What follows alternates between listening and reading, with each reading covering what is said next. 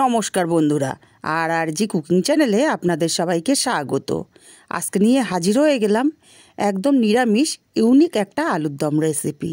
আমি গ্যারান্টি দিয়ে বলতে পারি এই আলুর দম আপনারা আগে কখনো খাননি। এইভাবে ভোগের জন্য কিন্তু আপনারা বানিয়ে নিতে পারেন। তো চলুন শুরু করা যাক। আমি প্রথমেই একটা কড়াই গরম করে কিছুটা মুগ ডাল দিয়ে দিলাম। মুগ ডালটা শুকনো কাপড়ে খুব ভালো করে মুছে নিয়েছি, কারণ মুগ ডালে অনেক নোংরা থাকে। মুগ ডালটা নাড়াচাড়া করে লাল লাল করে ভেজে নিয়েছি। মুগ ডালটা নামিয়ে নেব। এবার ওই একই কড়াইতে দিয়ে দেব বেশ কিছুটা তেল। তেলটা গরম করে একটু লবণ ছিটিয়ে দেব। দিয়ে দেব এখানে কেটে রাখা আলু। আমি আলুগুলো দু টুকরো করে বেশ বড় বড় টুকরো করে কেটে নিয়েছি। আলুগুলোকে ভালো করে নাড়াচাড়া করে তেল ও লবণের সঙ্গে মিশিয়ে দেব। আলুগুলো নাড়াচাড়া করে মিশিয়ে দিয়ে ঢাকা দিয়ে আমি আলুগুলোকে লাল লাল করে ভেজে নেব।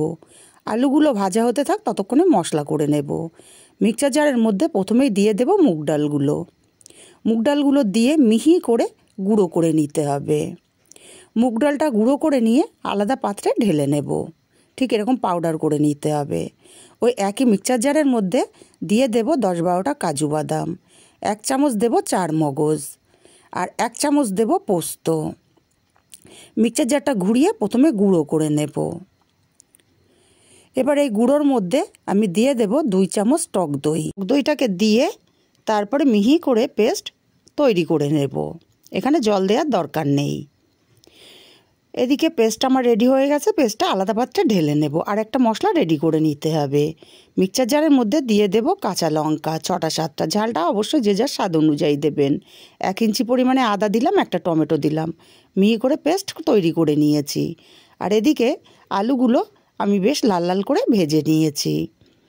এখন আলুগুলো নাড়াচাড়া করে উঠিয়ে নেব তেল ঝরিয়ে।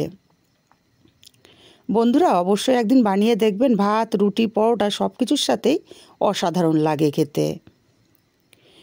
আলুগুলো উঠিয়ে নিয়ে এই তেলেই আমি রান্নাটা করব।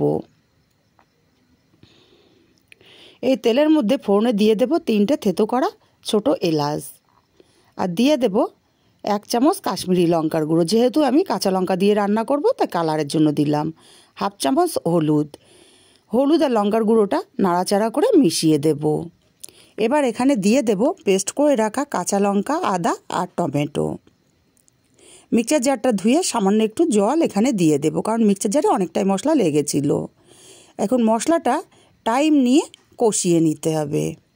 বন্ধুরা মশলা যত ভালো কষানো হয় তরকারির টেস্ট কিন্তু ততটাই বেড়ে যায়। এটা আমি সব ভিডিওতেই বলি। মশলাটা খুব ভালো করে কষিয়ে নিয়ে এখানে চার মগজ, পোস্ত, কাজু, দইয়ের পেস্টটা দিয়ে দিলাম। বাটিটা ধুয়ে একটু জলও দিয়ে দিলাম। এই মশলাটাকেও টাইম নিয়ে মিনিটখানিক কষিয়ে নেব। মিনিটখানিক এখানে কষিয়ে নিয়ে এবার এখানে দিয়ে দেব 1/2 চামচ ধনে গুঁড়ো, 1/2 চামচ দেব জিরের গুঁড়ো। এবার মশলাটাকে নাড়াচাড়া করে ভালো করে মিশিয়ে দেব। আর যেহেতু টক দই আর টমেটো দেয়া আর নিরামিষ রান্না, তাই 1 চামচ চিনিও আমি এখন দিয়ে দিলাম। এবার সব কিছু আবারও মিনিটখানিক সময় নিয়ে কষিয়ে নেব। মশলাটা খুব ভালো করে কষিয়ে নিয়েছি। এবার এখানে ভেজে রাখা আলুগুলো দিয়ে দেব। আলুগুলো দিয়ে স্বাদ মতো লবণটাও আমি এখন অ্যাড করে দেব। মিনিট 5 সময় নিয়ে আলুটাকে মশলার সাথে কষিয়ে নিতে হবে। এতে করে মশলার যত ফ্লেভার আলুর মধ্যে ঢুকে যাবে আর খেতেও খুব ভালো লাগবে। আলুটা একটু টাইম নিয়ে কষিয়ে নিয়েছি। এখন এখানে দিয়ে দেব ফুটন্ত গরম জল। অবশ্যই গরম জলটা ব্যবহার করতে হবে। গরম জলটা দেওয়ার কারণে তাড়াতাড়ি তরকারিটা ফুটে উঠবে আর তরকারিটা টেস্টও দ্বিগুণ ভালো হবে। জলটাকে দিয়ে ভালো করে নাড়াচাড়া করে মিশিয়ে দেব আর ঢাকা দিয়ে 10 মিনিট রান্না করে নেব। 10 মিনিট পর ফিরে আসছি। 10 মিনিট পর ঢাকাটা খুলে নিলাম। এখন নাড়াচাড়া করে দিয়ে দেখে নিতে হবে আলুটা সেদ্ধ কেমন হলো। আমার এখানে আলুগুলো বেশ সুন্দর মতো সেদ্ধ হয়ে গেছে, কারণ ঢাকা দিয়ে দিয়ে আলুগুলো ভেজেছিলাম। আবার 10 মিনিট রান্না করে নিয়েছি। সুন্দর আলুটা সেদ্ধ হয়ে গেছে। এখন যে মুগ ডালের গুঁড়োটা করে রেখেছিলাম, মুগ ডালের গুঁড়োটা সম্পূর্ণ দিয়ে দেব। আর মুগ ডালের গুঁড়োটা দেওয়ার কারণে ঝোলটা কিন্তু অনেকটাই গাঢ় হয়ে যাবে। নাড়াচাড়া করে ভালো করে মিশিয়ে দিতে হবে। খুব ভালো করে মিশিয়ে দিয়ে আমি আরও 2 মিনিট রান্না করে নেব এইভাবে। দেখুন ঝোলটা কিন্তু অনেকটাই ঘন হয়ে গেছে। 2 মিনিট পর ফিরে আসছি। দেখুন 2 মিনিট রান্না করে নিয়েছি, ঝোলটা অনেকটাই গাঢ় হয়ে গেছে। এটা ঠান্ডা হলে আরও গাঢ় হয়ে যাবে। এখন এই পর্যায়ে দিয়ে দেব সামান্য একটু গরম মশলার গুঁড়ো, আর দিয়ে দেব 1 চামচ পরিমাণে ঘি আর গরম মশলাটাকে দিয়ে খুব ভালো করে নাড়াচাড়া করে মিশিয়ে দিতে হবে।